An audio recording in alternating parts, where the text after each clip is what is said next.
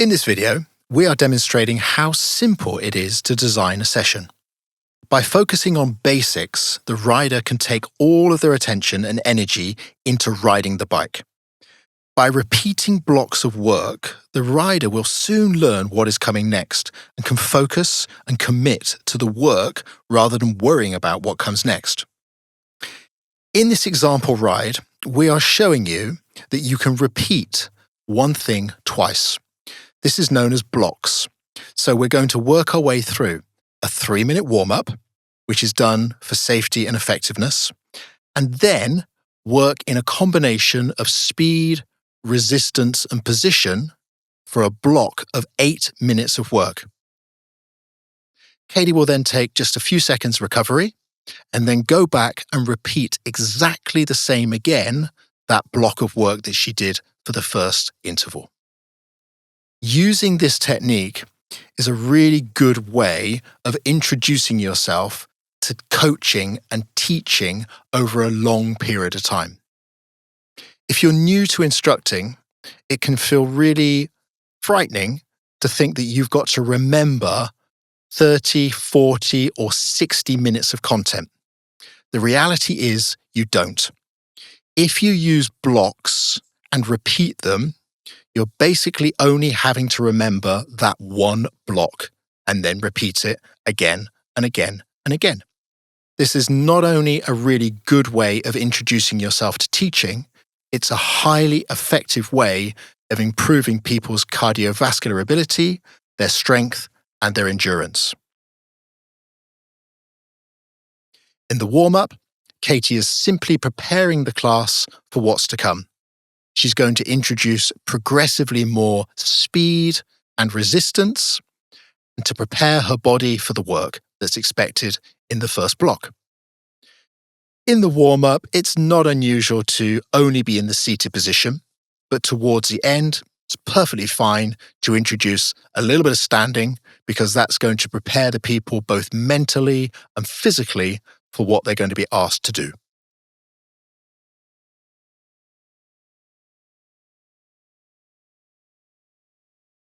The warm-up can also introduce the style of session that's going to be. If you're going to be focusing on working closely with the music, you can start to get people really thinking about riding to the beat. But if it's a more performance-based session, you can get them to think about the timings and challenges that you're going to give them verbally.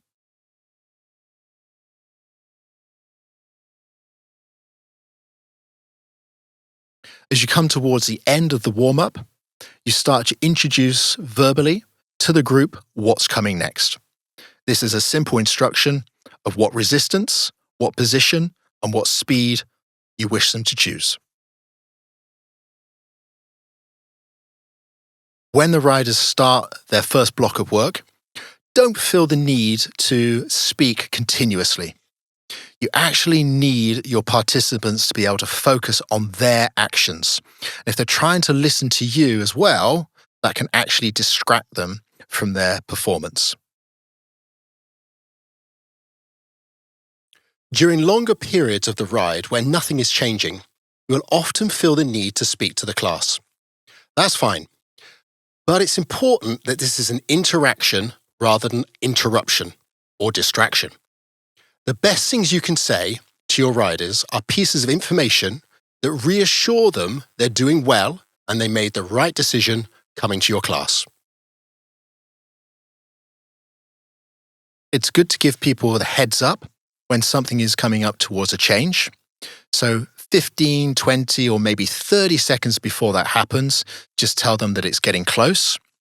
And then when you're really close, cue them to go through the transition and into the next technique that you require them to perform.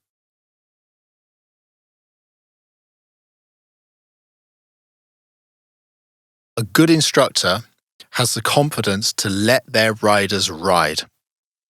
You'll often see instructors who change technique too quickly, too frequently, and it tends to confuse participants and interrupt the flow of the riding. Don't be afraid to let the music do the work for you. Periods of silence always seem longer to you, the instructor, than your participants.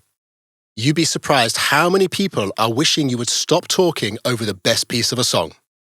Remember, every interaction should add value. Aim for everything you say to be either about method or motivation. Interact, don't interrupt.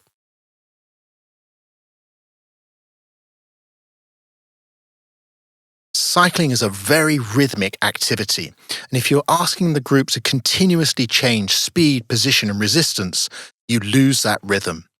You want them to feel comfortable, but you also want them to feel in control.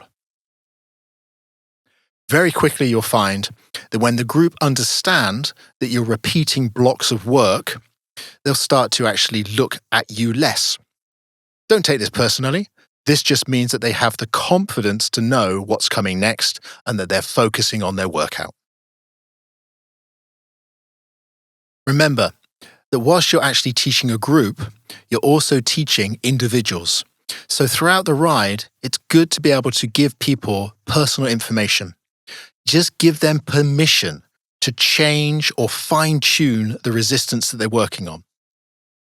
Give them permission to sit down if they need to.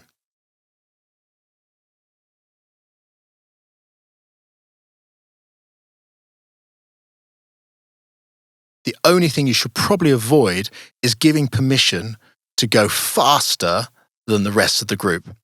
This can be very off-putting and confusing to other participants. So if somebody wishes to work harder or less hard, enable them to go lighter at any time. Resistance is the most likely feature to be able to change the intensity for riders. So by going lighter, you can reduce the intensity. By going heavier, you can increase the intensity. Remember, you are teaching a group, but you're also trying to give those personal recommendations to individuals throughout the whole session.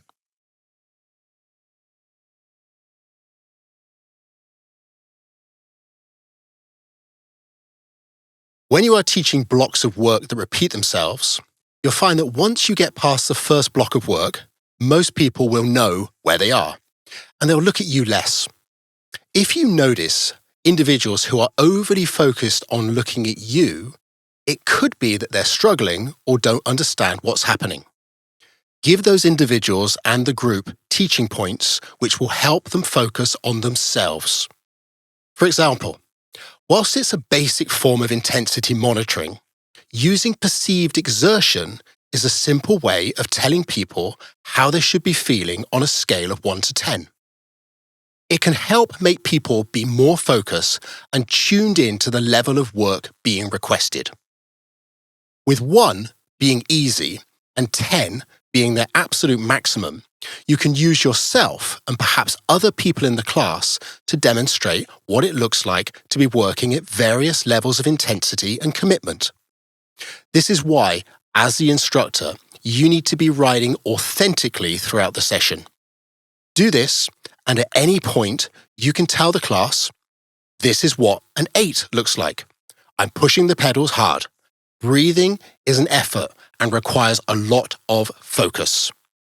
That way, people should get the hint if they aren't experiencing the same level of exertion, and hopefully they can respond to the situation.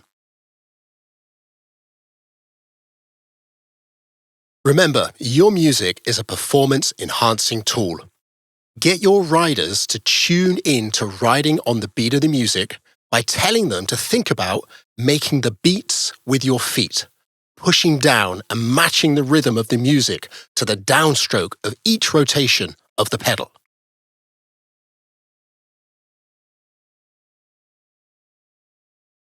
When you start the final work period of the ride, it's good to say, you didn't come this far to only come this far.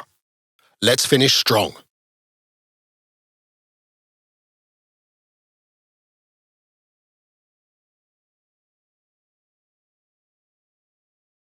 At the end of the final block of work, you transition into a period of cooling down. This can be a number of minutes. In this case, we're going to do 3. And the purpose of a cool down is to effectively take the body back to its pre-exercise state. Therefore, we're trying to slow down the heart rate, make it more relaxed into a pre-exercise speed.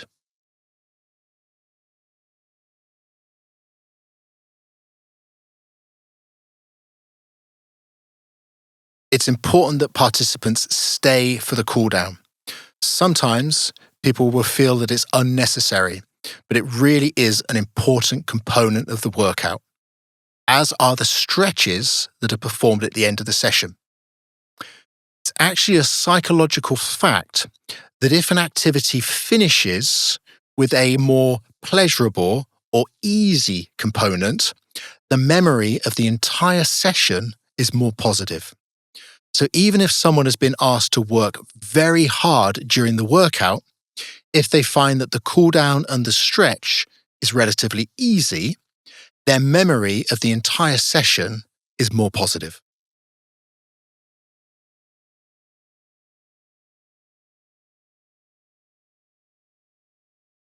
At the very end of the session, we complete a series of stretches.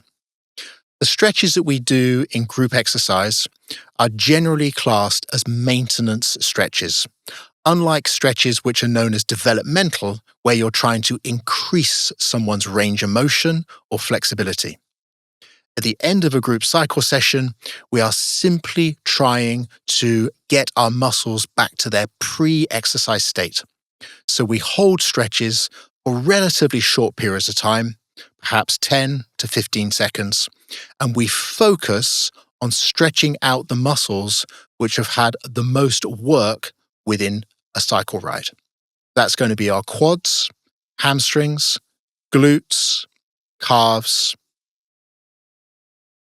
and quadriceps.